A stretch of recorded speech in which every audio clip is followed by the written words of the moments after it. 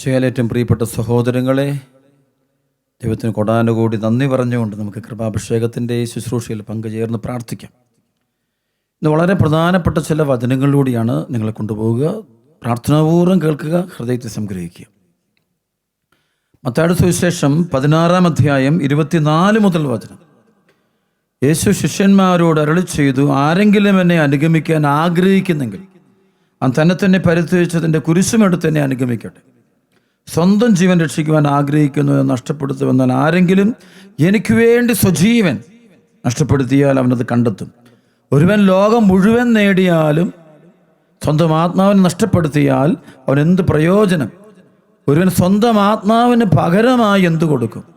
മനുഷ്യപുത്രൻ സ്വപിതാവിൻ്റെ മഹത്വത്തിൽ തൻ്റെ ദൂതന്മാരോടൊത്ത് വരാനിരിക്കുന്നു. അപ്പോൾ അവൻ ഓരോരുത്തർക്കും താന്താങ്ങളുടെ പ്രവർത്തികൾക്കനുസരിച്ച് പ്രതിഫലം നൽകും. മനുഷ്യപുത്രൻ തൻ്റെ രാജ്യത്തിൽ വരുന്നത് ദർശിക്കുന്നതിന് മുമ്പ് ഇവിടെ നിൽക്കുന്നവർ ചിലർ മരിക്കുകയില്ലെന്ന് സത്യമായി ഞാൻ നിങ്ങളോട് പറയുന്നു. പ്രിയപ്പെട്ട സഹോദരങ്ങളെ, ഈ വചനം വളരെയധികം ഗൗരവത്തോടെ നമ്മൾ ധ്യാനിക്കേണ്ട കാലഘട്ടമാണിത്. അത് ഈശോയുടെ ദൈവരാജ്യത്തിൻ്റെ ശുശ്രൂഷയുടെ അടിസ്ഥാന ലക്ഷ്യം എന്തായിരുന്നു എന്ന് ഒന്ന് നിത്യജീവൻ മാത്രം.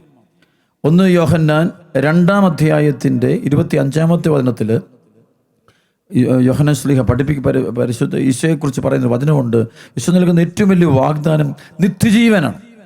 ഇവിടെ ഈശോ ശിഷ്യന്മാരോട് പറയുകയാണ്, ലോകം മുഴുവൻ നേടിയാലും നിന്റെ ആത്മാവ് നഷ്ടമായാൽ നിനക്ക് എന്ത് പ്രയോജനം? ലോകം മുഴുവൻ നേടിയാലും നിന്റെ ആത്മാവിന് നിനക്ക് നഷ്ടപ്പെട്ട് കഴിഞ്ഞാൽ നിനക്ക് എന്ത് പ്രയോജനം? ഇത് പലപ്പോഴും ആളുകൾ ലോകം നേടാൻ വേണ്ടി ഓട്ടത്തിലാണ്. പണം, സ്വത്ത്, പേര്, പെരുമ, പ്രശസ്തി, ഫേമസ് ആകുക, ഒരുപാട് സന്തോഷം അനുഭവിക്കുക, ലോകത്തിലെ സുഖഭോഗങ്ങളെല്ലാം സ്വന്തമാക്കുക, ഇതാണ് മനുഷ്യൻ ലക്ഷ്യം തന്നെ എന്നാണ്. അതിനുവേണ്ടി അവൻ ആത്മാവിനെ വിൽക്കുന്ന വ്യക്തികളാണ്. മാരക പാപം ചെയ്തു പോലും തൻ്റെ ശരീരത്തിന് സുഖത്തിന് വേണ്ടി മാരക പാപം പോലും ചെയ്യുന്നതിന് യാതൊരു മടിയില്ലാത്തൊരു കാലഘട്ടമാണ്. മദ്യപാനം, മയക്കുമരുന്ന്, ലഹരികൾ, വ്യാജമായ ജീവിത രീതികൾ, വിവാഹത്തിൽ അവിശ്വസ്തത കാണിക്കുന്ന അവസ്ഥ, മന്ത്രവാദങ്ങൾ, വ്യഭിചാര തിന്മകൾ, വേശ്യാവൃത്തി ജീവിതങ്ങൾ. അപ്പം ഇങ്ങനെയുള്ള ഇതെല്ലാം ആത്മാവിനെ വിൽക്കുന്ന ആൾക്കാരാണ്, ആത്മാവിനെ വിൽക്കുന്ന. ഇവിടെ പൈസ പറയാണ്, ലോകം മുഴുവൻ നേടിയാലും നിന്റെ ആത്മാവിനെ നഷ്ടപ്പെട്ടാൽ നിനക്ക് എന്ത് പ്രയോജനമെന്ന്? നിനക്ക് ആത്മാവിനെ നഷ്ടപ്പെടുത്തിക്കൊണ്ട് നേടുന്ന നേട്ടങ്ങളെല്ലാം അർത്ഥരഹിതമാണ്. കർത്താവായ യേശു മിശിഹാ സത്യം തന്നെയായ ദൈവം സത്യം തന്നെയായ ദൈവം നമ്മളോട് പഠിപ്പിക്കാം. യോഹന്നാൻ 17:17 ഈശോ പറയുന്നുണ്ട്, അവരെ സത്യത്താൽ വിശുദ്ധീകരിക്കണമേ, അവിടുത്തെ വചനമാണ് സത്യം. ഈശോ മാത്രമാണ് സത്യം. അതാണ് യോഹന്നാൻ സുവിശേഷം 1:14, 15, 16 വചനമുണ്ട്. വചനം മാംസമായി നമ്മുടെ ഇടയിൽ വസിച്ചു, കൃപയും സത്യവുമാകട്ടെ അവനിലൂടെ ഉണ്ടായി. യോഹന്നാൻ 8:12 പറയും, ഞാൻ ലോകത്തിൻ്റെ പ്രകാശമാണ്, ഇവനെ അനുഗമിക്കുന്നവൻ അന്ധകാരത്തിൽ നടക്കുകയില്ല. അപ്പോൾ ഇവിടെ വചനം പറയും, ലോകം മുഴുവൻ നേടിയാലും ദുര്യാത്മാവിനെ നഷ്ടമാക്കിയാൽ നിനക്ക് എന്ത് പ്രയോജനം? നിനക്ക് വീടുണ്ട്, നിനക്ക് സ്വത്തുണ്ട്, നിനക്ക് അതുണ്ട്, ഇതുണ്ട്, എല്ലാം നേടിയെടുത്തു. പക്ഷേ ആത്മാവിനെ വിറ്റാണ് പലരും നേടുന്നത്. സാത്താന സമർപ്പിക്കുകയാണ്. ചില ആൾക്കാർ ബ്ലാക്ക് മാസിന് പോകുന്നത് കാണാറുണ്ട്. ബ്ലാക്ക് മാസ് അല്ലെങ്കിൽ സൈറ്റൻ വർഷിപ്പ് ഗ്രൂപ്പ്, ഇലുമിനാത്തി ഗ്രൂപ്പുകൾ, ഇങ്ങനെ ഗ്രൂപ്പുകളിൽ പോയിട്ട് വാല്യത്തിന് അങ്ങനെ മ്യൂസിക്കുകളൊക്കെ ഉണ്ട്. ഒരുപാട് മജോറിറ്റിയോടെ എല്ലാം മ്യൂസിക്കുകളുണ്ട്. ചില പ്രത്യേകതരം മ്യൂസിക്കുകൾ അടിമപ്പെടുന്ന കുട്ടികളുണ്ട്.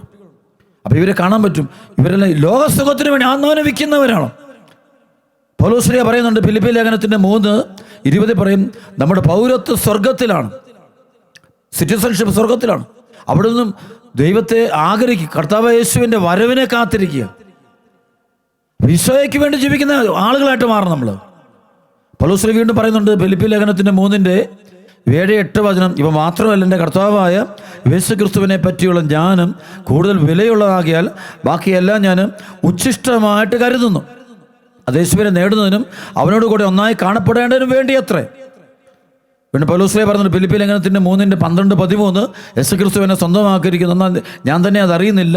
പക്ഷെ ഒരു കാര്യം ഞാൻ ചെയ്യുന്നു, എൻ്റെ പിന്നിലുള്ളവയെ വിസ്മരിച്ചിട്ട് മുമ്പിലുള്ളവയെ ലക്ഷ്യമാക്കി ഞാൻ ഓടുന്നു. യേശുക്രിസ്തുവിലൂടെ ഉന്നതത്തിലേക്കുള്ള വിളിയാകുന്ന സമ്മാനത്തിനു വേണ്ടി ഞാൻ അഹോരാത്രം പരിശ്രമിക്കുന്നു. ഈ ലോകം മുഴുവൻ നേടിയാലും, ചില ആൾക്കാർക്കൊന്നും ലോകം മുഴുവൻ പോകണം, യാത്ര ചെയ്യണം. കഴിഞ്ഞ നാളിൽ ഞാൻ വിദേശത്ത് വെച്ചൊരു മനുഷ്യനെ കണ്ടുമുട്ടി. ആ മനുഷ്യൻ്റെ ഇങ്ങനെ യാത്രക്കാരനാണ്, ഒരുപാട് യാത്രയ്ക്ക് പോകും. ഏകദേശം ഒരു 130-140 രാജ്യങ്ങളിൽ ഇദ്ദേഹം യാത്ര ചെയ്തതിൻ്റെ കാര്യങ്ങളൊക്കെ ഒന്ന് പറയുകയാണ്. പക്ഷേ നോക്കുമ്പോൾ അദ്ദേഹത്തിൻ്റെ ആത്മീയ ജീവിതമൊക്കെ ഒന്നുമില്ല, ആത്മീയ ജീവിതമേ ഇല്ല, വിശ്വാസമൊന്നുമില്ല, ദൈവഭയമൊന്നുമില്ല, ചെയ്യാത്ത തെറ്റുകളൊന്നുമില്ല. അപ്പം ആ മനുഷ്യൻ ഞാൻ എന്തോ നേടിയെന്ന് പറഞ്ഞുകൊണ്ട് ഇങ്ങനെ ആഹ്ലാദിക്കുമ്പോൾ, എങ്ങനെ നേടി? ആത്മാവിനെ വിറ്റ് നേടുന്നു. അതാണ് ഏറ്റവും വലിയ പാപം. അതാണ് ആത്മനാശത്തിൻ്റെ വഴിയിലൂടെ പോയിക്കൊണ്ട് ഒരുപാട് കാര്യങ്ങൾ നേടിയെന്ന് പറഞ്ഞുകൊണ്ട് ദൈവനെ അനുഗ്രഹിച്ചു. ആ ദൈവാനുഗ്രഹമല്ല.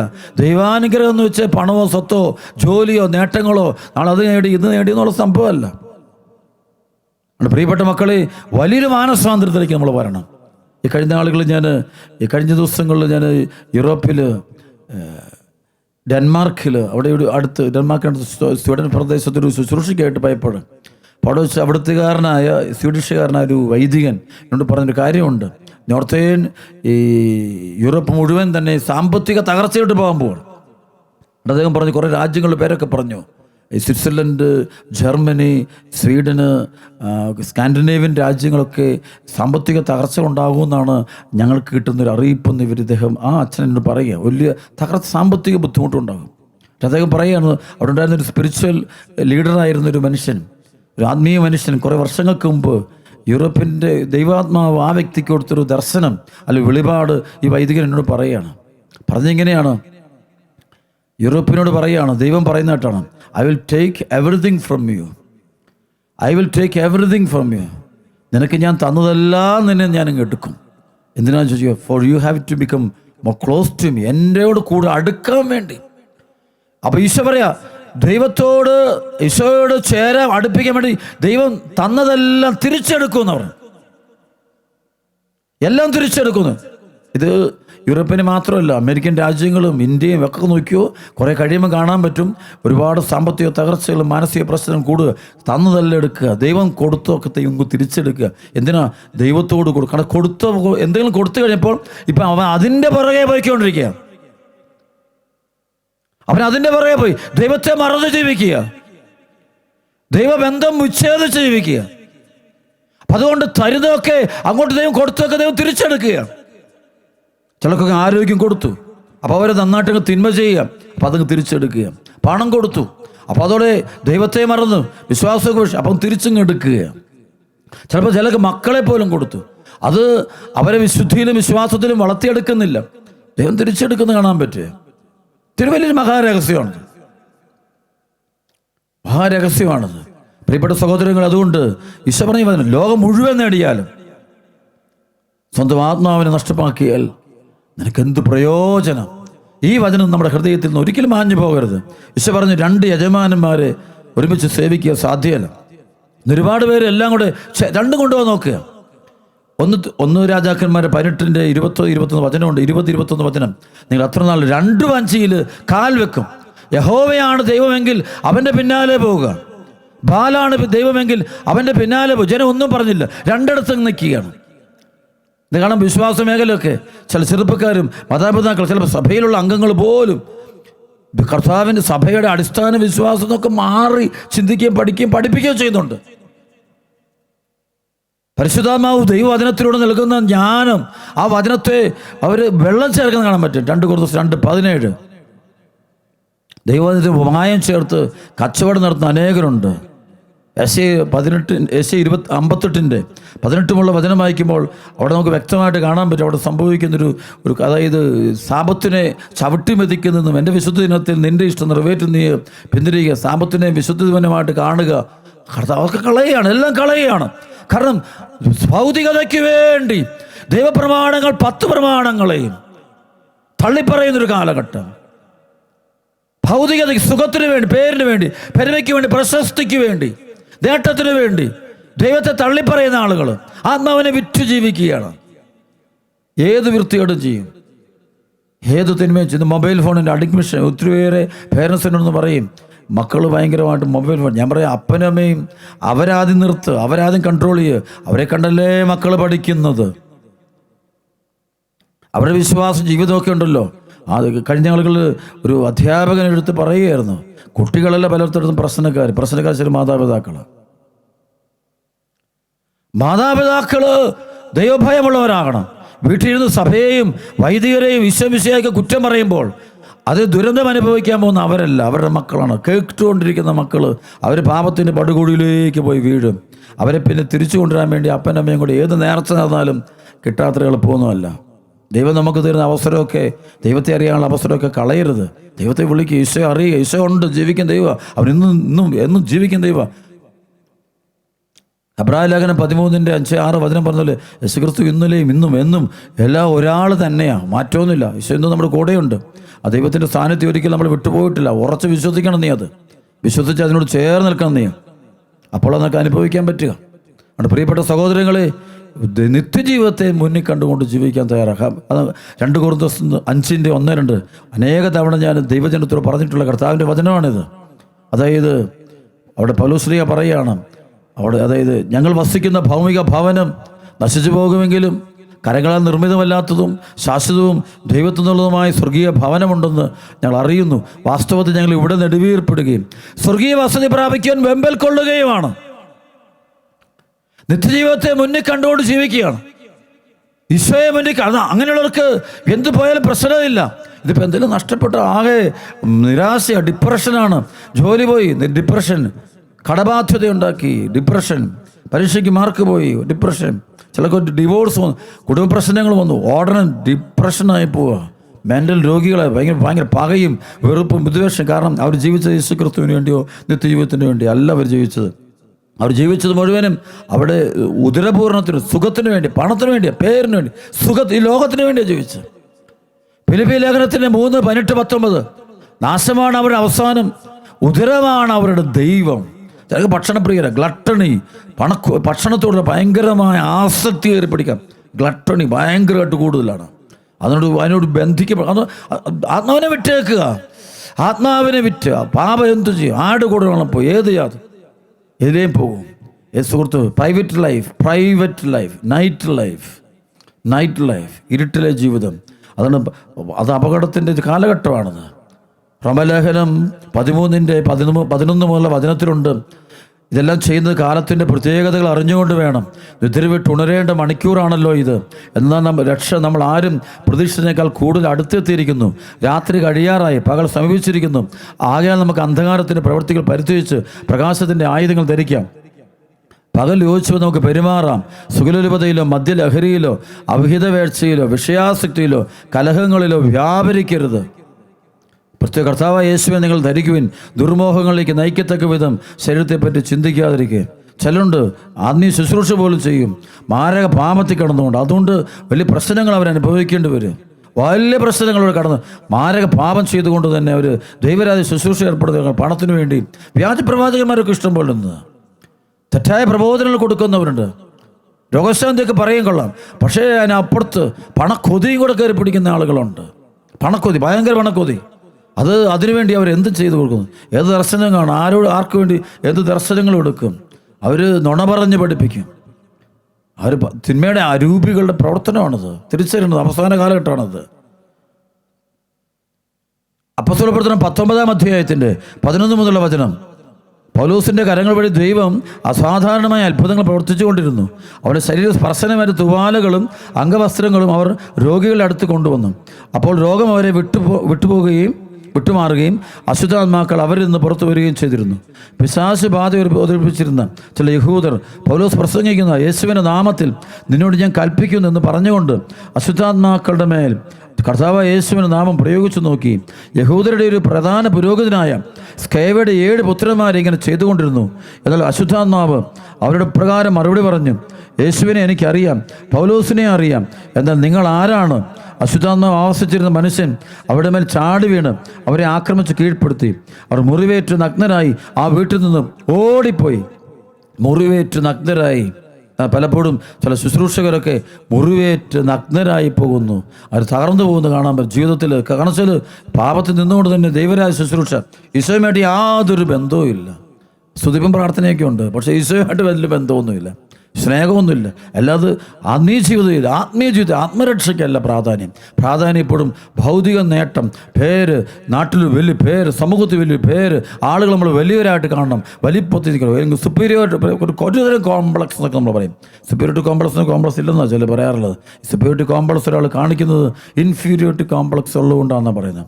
താൻ ചെറുതാണെന്ന് ഒരുപാട് തോന്നുമ്പോഴാണ് ഒരുവൻ വലിയവനാകാൻ വേണ്ടി മറ്റുള്ളവർക്കെതിരെ, വലിയ ആളുകൾക്കെതിരെയും അല്ലെ ദൈവരാജ ഈശോയ്ക്കെതിരെയും വിശുദ്ധർക്കെതിരെയും ദൈവകാര്യങ്ങൾക്ക് എതിരെ പറയുന്നത്. അവൻ്റെ ഇൻഫീരിയോറിറ്റി ഭയങ്കര ചെറുതാണ്, അവന് ഒത്തിരി താഴെ പോയതുകൊണ്ടാണ്. പ്രിയപ്പെട്ട ദൈവമക്കളെ, ഈ വചനം കേട്ടുകൊണ്ടിരിക്കുമ്പോൾ നമുക്കൊരു മാനസാന്തരത്തിന് വേണ്ടി പ്രാർത്ഥിക്കാം. ശ്രാപയോഗം ഞാൻ പറയുന്നുണ്ട്, ഇതാ വൃക്ഷങ്ങളുടെ ചുവടിന് ഞാൻ കൊടാലി വെച്ചിരിക്കുന്നു. ദൈവം പറയുക, വലിയ വൃക്ഷങ്ങളുടെ പുറമേ വലിയ വൃക്ഷങ്ങളാണ്, വലിയ സംഭവങ്ങളാണ്, പക്ഷെ ഫലം മോശമായ ഫലമാണ്. ആത്മീയ ഫലങ്ങളില്ല, ദൈവരാജ പരിശുദ്ധാത്മാവിൻ്റെ ഫലങ്ങളില്ല. ഭൗതികതയ്ക്ക് വേണ്ടി അതിന് വേഴയോട് ദൈവം പറയുന്നത് കൊടാലി വെച്ചിരിക്കുന്നു, വെട്ടിക്കളയുമെന്ന് പറയുന്നത്, തീയിലിടുമെന്ന് പറയുന്നത്. അതെ, അതായത് 1 കൊരിന്ത്യർ 15:19 ഈ ലോക ജീവിതത്തിന് വേണ്ടി മാത്രമാണ് നാം യേശുക്രിസ്തുവിൽ പ്രത്യാശ വച്ചിരിക്കുന്നെങ്കിൽ നാം മറ്റെല്ലാവരെക്കാളും നിർഭാഗ്യരാണ്. ഈ ലോക ജീവിതത്തിന് വേണ്ടിയാണ് നാം യേശുക്രിസ്തുവിൽ പ്രത്യാശ വച്ചിരിക്കുന്നത് എങ്കിൽ നാം മറ്റെല്ലാവരേക്കാൾ നിർഭാഗ്യരാണ്, ഭാഗ്യമില്ലാത്തവരാണ്, അനുഗ്രഹമില്ലാത്തവരാണ്. അതുകൊണ്ട് മാനസാന്തരപ്പെടുക. ആത്മരക്ഷയ്ക്ക് വന്ന സ്ഥാനം നിന്റെ ഉള്ളിലുള്ള ആത്മാവിനെ തിരിച്ചറിഞ്ഞിട്ടുണ്ടോ? 2 കൊരിന്ത്യർ 13:5-6 വചനം പൗലോസ് പറയുന്നുണ്ട്, നിങ്ങൾ നിങ്ങളുടെ വിശ്വാസത്തിൽ നിലനിൽക്കുന്നുണ്ടോ എന്ന് നിങ്ങളെ തന്നെ പരിശോധിക്കുകയും പരീക്ഷിച്ചറിയുകയും. യേശുക്രിസ്തു നിങ്ങളിലുണ്ട് എന്ന് നിങ്ങൾക്ക് ബോധ്യം വന്നിട്ടില്ലേ? ഇല്ല എങ്കിൽ നിങ്ങൾ പരീക്ഷയിൽ പരാജയപ്പെട്ടിരിക്കുന്നു. ഈശോ നിങ്ങളുടെ ഹൃദയത്തിലുണ്ട്, ജീവിതത്തിൽ അറിയണം.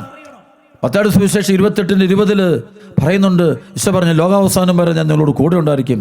ഈ അനുഭവം വേണം. ഈശോ കൂടെയുണ്ട്. നമ്മൾ വലിയ ഭൗതികതയ്ക്ക് വേണ്ടി ഓടുന്നു. ഭൗതികത, പേര്, പെരുമ, പ്രശസ്തി, നേട്ടം, നമ്മളെല്ലാവരും ഓട്ടത്തിലാണത്. അതുകൊണ്ട് ഈ ലോകം മുഴുവൻ നേടിയാലും നിൻ്റെ ആത്മാവിനെ നഷ്ടമാക്കിയാൽ നിനക്ക് എന്ത് പ്രയോജനം? നിനക്ക് പേരുണ്ട്, വിദ്യാഭ്യാസമുണ്ട്, ജോലിയുണ്ട്, നല്ല വസ്ത്രമുണ്ട്, നല്ല വീടുണ്ട്, ഇതെല്ലാം നേടിയെടുത്തെങ്കിൽ നിനക്ക് ഒരുപാട് ഫ്രണ്ട്സുണ്ട്. നിൻ്റെ ജീവിതം ചിന്തിച്ചു നോക്ക്. നിൻ്റെ ആത്മാവ് നാശത്തിലാണോ പോയിക്കൊണ്ടിരിക്കുന്നത്?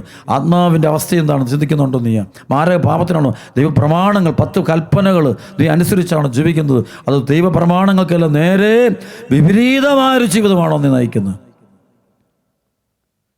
നീ മാതാപിതാക്കളോട് നിൻ്റെ ബന്ധമൊക്കെ നോക്കണം. വിശുദ്ധിയുടെ മേഖല പരിശോധിക്കണം. എളിമയുണ്ടോ? അഹംഭാവമാണോ നിന്നെ നയിക്കുന്നത്? അഹങ്കാരമെല്ലാം അതാണ് ജെറമ്യാ 50:31 പറയും, അഹങ്കാരി, ഞാൻ നിനക്കെതിരാണ്, സൈന്യങ്ങളുടെ ദൈവമായ കർത്താവ് അരുളി ചെയ്യുന്നു. അഹങ്കരിക്കുന്നവൻ കാൽ തട്ടി വീഴും, അവനെ എഴുന്നേൽപ്പിക്കാൻ ആരും ഉണ്ടായിരിക്കില്ല. അവർ നഗരത്തിൽ തീ വെക്കും, ആ ചുറ്റുമുള്ളവയെ വിഴുങ്ങിക്കളയും. ആത്മരക്ഷയായിരിക്കണം നമ്മുടെ ജീവിതത്തിൻ്റെ ലക്ഷ്യം. അത് മാറിക്കൊണ്ടിരിക്കുക, എല്ലായിടത്തും മാറി, സമൂഹത്തിൽ സഭയിലൊക്കെ മാറുന്നുണ്ട്. ആത്മരക്ഷയേക്കാൾ വലിയ ഭൗതിക നേട്ടങ്ങൾ, ഭയരും പെരുമയും പ്രശസ്തിയും, ഭൗതിക സമ്പത്തുണ്ടാകുക, നമുക്കെല്ലാവർക്കും വരുന്നുണ്ട്. വീടുകൾ പണിയുക, അത് ചെയ്യുക, ഇത് ചെയ്യുക, ഒരു അഡ്രസ്സ്, ഒരു വലിയൊരു അഡ്രസ്സ്, സംതിങ്, എല്ലാവർക്കും ഉയർന്നൊരു അഡ്രസ്സ്, ഇതിനു വേണ്ടിയുള്ളൊരു പരിശ്രമം നമ്മൾ നടത്തുന്നുണ്ടെങ്കിൽ പ്രിയപ്പെട്ട അത് പരിശ്രമം ആത്മാവിനെ വിറ്റ് ചെയ്യുകയാണ്. പള്ളിപ്പോക്കില്ല, കുമ്പസാരമില്ല, കുർബാനയില്ല, കുദാശ ജീവിതമൊന്നുമില്ല, ഡെയിലി മാസൊക്കെ വിട്ടു എന്നിട്ട് പോവുകയാണ്. ഇങ്ങനെ പോകുമ്പോൾ ആത്മനാശത്തിൻ്റെ വഴിയിലാണ് നീ പോയിക്കൊണ്ടിരിക്കുന്നത്. നീ സന്തോഷിക്കൊന്നും വേണ്ട. നിനക്ക് നേട്ടങ്ങളെടുത്ത് സന്തോഷിക്കണം. ഒരു ദിവസം നീ മരിക്കുമ്പോഴാണ് നീ ഇതിൻ്റെയൊക്കെ പരിണത ഫലം നമ്മൾ അറിയാൻ പോകുന്നു. ഓരോരുത്തരും അവനവൻ്റെ പ്രവൃത്തികളുടെ ഫലം അനുഭവിക്കും. വചനമുണ്ട്, ഓരോരുത്തരും അവനവൻ്റെ പ്രവൃത്തിയുടെ ഫലം അനുഭവിക്കും. വചനമുണ്ട്. അപ്പോൾ അത് മറക്കരുത് നമ്മളൊരിക്കലും. അപ്പോൾ തമ്പുരാൻ്റെ മുമ്പിൽ ദൈവത്തിൻ്റെ കരുണയെക്കുറിച്ച് ഭയങ്കര പ്രസംഗിക്കാൻ, എന്തിനു കരുണ? നമ്മൾ മാരക പാപം അറിഞ്ഞുകൊണ്ട് തന്നെ ചെയ്തിട്ട് നമ്മൾ ദൈവത്തിൻ്റെ കരുണ ഉണ്ട്. പൗലോസ് ഇവിടെ പത്രോസിലേക്ക് പറയുന്നുണ്ട്, അതായത് ഒരു തിന്മയാണ് പറഞ്ഞു. ഒരു പാപമെന്ന് അറിഞ്ഞ ശേഷം വീണ്ടും അത് നമ്മൾ ചെയ്യുന്ന പക്ഷം നമ്മൾ ദൈവത്തിനെതിരെയാണ് നീങ്ങുന്നത്, കർത്താവിനെതിരെ, പരിശുദ്ധാത്മാവിനെതിരെ തിരുന്നു. ഈശോ പറയുന്നുണ്ട്, മനുഷ്യപുത്രനെതിരെ സംസാരിച്ചാൽ ക്ഷമിക്കപ്പെടും, എന്നാൽ പരിശുദ്ധാത്മാവിനെതിരെ പ്രസംഗിച്ചാൽ ഈ യുഗത്തിൽ വരാൻ പോകുന്ന യുഗത്തിൽ ക്ഷമിക്കപ്പെടും. ഈശോ മിശിഹായ്ക്കെതിരെ, ദൈവാരൂപിയുടെ പ്രവർത്തനത്തിനെതിരെ, സ്വർഗത്തിനെതിരെ, സഭയ്ക്കെതിരെ, തിരുസഭയുടെ സഭയ്ക്കെതിരെയൊക്കെ പോകുമ്പോൾ ഇത് പരിശുദ്ധാത്മാവിനെതിരായ പാപമാണത്, ഗൗരവമേറിയ പാപം. അനുദപിച്ചാൽ നമ്മൾ രക്ഷപ്പെടും. പ്രിയപ്പെട്ട സഹോദരങ്ങളെ, ഈ വചനം കേട്ടുകൊണ്ടിരിക്കുന്ന ഓരോ സഹോദരനോടും ഓരോ സഹോദരിയോടും കർത്താവായ യേശുവിന്റെ നാമത്തിന് അപേക്ഷിക്കുകയാണ്. ഒറ്റ വചനമാണ്. ഈ ലോകം മുഴുവൻ നേടിയ, നിൻ്റെ വീട് വലുതാണ്, നിനക്ക് വലിയ വണ്ടിയുണ്ട്, നിനക്ക് വലിയ സംവിധാനങ്ങളുണ്ട്, നിനക്ക് വലിയ നേട്ടങ്ങളുണ്ട്, നീ വലിയ ആളാണ്. നീ നോക്കുമ്പോൾ നീ വലിയ പേരും പെരുമയുള്ള ആളാണ്, നാട്ടിലെല്ലാവരും നിന്നെ ബഹുമാനിക്കുന്നുണ്ട്. ഇതൊന്നും കാര്യമൊന്നുമില്ല മക്കളെ. ആത്മാവിൻ്റെ അവസ്ഥയെക്കുറിച്ച് ചിന്തിക്കുക. ആത്മാവ് ഹോളിയാണോ? ദൈവവുമായിട്ട് നിൻ്റെ ബന്ധം എന്തിനുണ്ട്? How much you have related with Jesus Christ. നീ എന്തേലും ഈശോയായിട്ട് ബന്ധപ്പെടുന്നുണ്ട്, ഈശോയുടെ അടുപ്പമുണ്ട്. How much you love Jesus Christ. എന്തൊരു ഈശോയെ സ്നേഹിക്കുന്നുണ്ട്. How much you are with Jesus Christ. You have to think.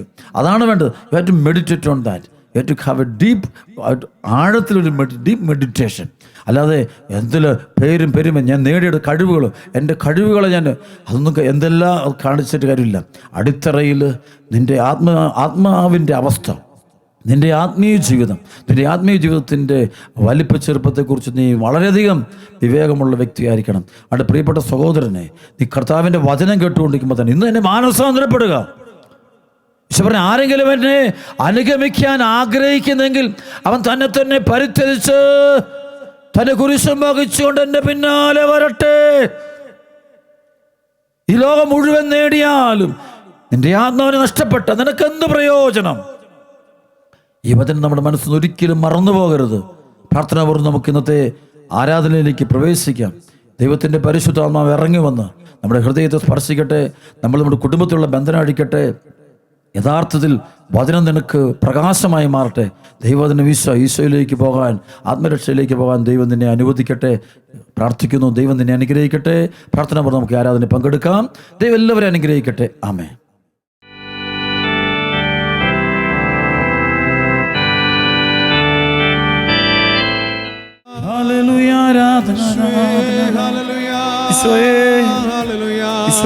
ഞങ്ങളുടെ സങ്കടങ്ങളും വേദനകളും ദുഃഖങ്ങളും പ്രയാസങ്ങളും തടസ്സങ്ങളും തകർച്ചകളും രോഗങ്ങളും ദുരിതങ്ങളും എല്ലാം അങ്ങയുടെ കരങ്ങളിൽ സമർപ്പിക്കുന്നു. ഞങ്ങളുടെ മുറിവുകളും തീരാവ്യാധികളും ബലഹീനതകളും വീഴ്ചകളും പരാജയങ്ങളും അവസ്ഥകളെല്ലാം ഈശോയെ നിന്റെ തൃക്കരങ്ങളിലേക്ക് സമർപ്പിക്കുന്നു. കർത്താവേ, ഏറ്റെടുക്കണമേ, ഞങ്ങളെ അനുഗ്രഹിക്കണമേ. കർത്താവേ, ഞങ്ങളെ ഉപേക്ഷിക്കരുതേ. അങ്ങയുടെ കരുത്താൽ ഞങ്ങളെ സ്പർശിക്കണമേ. അന്ധന്റെ കണ്ണുകളെ തൊട്ട് സൗഖ്യപ്പെടുത്തിയ കർത്താവേ, 38 വർഷം ബത്സയിദാ കുളത്തിൻ്റെ കരയിൽ കിടന്നവനെ സൗഖ്യപ്പെടുത്തി എഴുന്നേൽപ്പിച്ച് പറഞ്ഞയച്ചതുപോലെ കർത്താവേ, നിന്റെ മുമ്പിൽ നിന്ന് കണ്ണുനീരോടെ വിലപിച്ച് പ്രാർത്ഥിച്ചു കൊണ്ടിരിക്കുന്ന ഞങ്ങളെല്ലാവരുടെയും പ്രാർത്ഥനയ്ക്ക് ഇന്ന് ഉത്തരം തരണമേ. ഈശോ, ഉത്തരം തരണമേ. ഈശോയെ, ഉത്തരം തരണമേ. രക്ഷിക്കണമേ. ദുഷ്ടാരൂപികളിൽ നിന്നും അവൻ്റെ സൈന്യങ്ങളിൽ നിന്നും ഞങ്ങളെ രക്ഷിക്കണമേ. സഭയെയും ഞങ്ങളെയും ഞങ്ങളുടെ കുടുംബങ്ങളെയും ഞങ്ങളുടെ മാതാപിതാക്കളെയും ജീവിത പങ്കാളികളും മക്കളും സഹോദരങ്ങളും ബന്ധുക്കളും മിത്രങ്ങളും ഞങ്ങളുടെ വൈദികർ സന്യസ്തർ സകലരെയും വീണ്ടെടുക്കണമേ. ഈശോ, അങ്ങയുടെ തിരുവിലാവിൽ നൊഴുകുന്ന പരിശുദ്ധ രക്തം കൊണ്ട് കഴുകി വിശുദ്ധീകരിച്ച് അനുഗ്രഹിക്കണമേ. ഹല്ലേലൂയാ, ഹല്ലേലൂയാ, ഹല്ലേലൂയാ, ഹല്ലേലൂയാ, ഹല്ലേലൂയാ. കൈനീട്ടി നിൽക്കുന്ന യേശുനാഥ, എന്നെ വിളിക്കുന്ന യേശുനാഥ, സാദരമെന്നെ സമർപ്പിക്കുന്നു. തിരുമുൻപിലെന്നെ സമർപ്പിക്കുന്നു. ആനന്ദവും ആത്മദുഃഖങ്ങളും കാഴ്ചവെക്കും നീതാ തിരുവോസ്തിയിൽ. കൈനീട്ടി നിൽക്കുന്ന യേശുനാഥ, എന്നെ വിളിക്കുന്ന യേശുനാഥ. സ്തുതിക്കാം. Hallelujah, hallelujah, hallelujah, hallelujah, hallelujah. ശോ, hallelujah, hallelujah, hallelujah, hallelujah, hallelujah, hallelujah, hallelujah. ശോ, hallelujah, hallelujah, hallelujah, hallelujah, hallelujah, hallelujah, hallelujah, hallelujah, hallelujah. ശോയേ, hallelujah, hallelujah, hallelujah, hallelujah, hallelujah, Hallelujah, hallelujah.